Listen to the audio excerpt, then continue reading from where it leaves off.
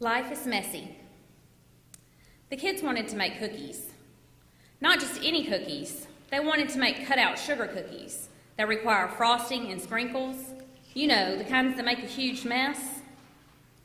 I looked around the kitchen. Dishes were piled in the sink. The previous night's dinner was still on the stove. Birthday decorations still littered the room. Random stuff was all over the counter. Didn't I just clean that off? I wondered. How does it get so messy in here so fast? We'll do it tomorrow, I promised as I started loading the dishwasher. I spent the next day running errands in the drizzling rain and cold. My mind was circling around all of the things I needed to do to be ready for Christmas, which was barreling down on me like a freight train. The cold I'd been fighting for a week left me exhausted, and all I wanted to do was sit and do nothing. I wanted to block out the world and everything in it. Mama, when are we going to make the cookies? Can we do it now, please? I thought, I really don't have to go through all that. But I answered, in a minute, which seems to be my answer way too often when my kids ask for something. I started thinking about what all was involved in the cookie making process. I wondered if I could put them off one more day. I told myself, if I get up really early tomorrow, we could do it before we have to leave. Instead, I found a recipe that didn't require the cookies to be chilled before rolling and cutting. My let's make cookies was met with cheers. I pulled out the cookie making bowl. I let the kids dump in the ingredients. I covered my newly clean countertop with flour and rolled out the dough. I passed out the cookie cutter and instructions. Everyone gets a turn. Place it close to the edge. Press it down firmly.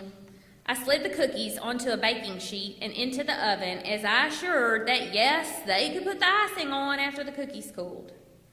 David covered the table while I stirred together powdered sugar and milk. The kids watched as drops of food coloring fell into the bowls of frosting. 2 more drops will make it better, Mama. They invented names for the colors that we created. That one should be ocean blue. I placed the frosting and cooled cookies on the table and set them to work. Then I sat with them. I watched, I listened. I immersed myself in their happy as the sprinkles spilled out in colorful piles and gingerbread cutouts were turned into parodies. I appreciated what we had in spite of the mess we made. Life is messy. There is heartache and sadness and loss and anger and frustration. There are crushed dreams and forgotten hopes. There are financial hardships and lost jobs. There is sickness and death. But there is also love and happiness and new and peace and jubilation. There are new dreams and remembered hopes. There are surprises and opportunities. There is health in life. There is a laugh for every tear, a soft for every hard, and a sweet for every bitter. I saw so many happy to kiss 2013 goodbye messages at the close of the year, and it made me sad. I know so well how rough life can be. Loss and pain are not a stranger to me. But I also know that we can focus on the mess, or we can focus on the marvelous. And I choose the marvelous. Thank you.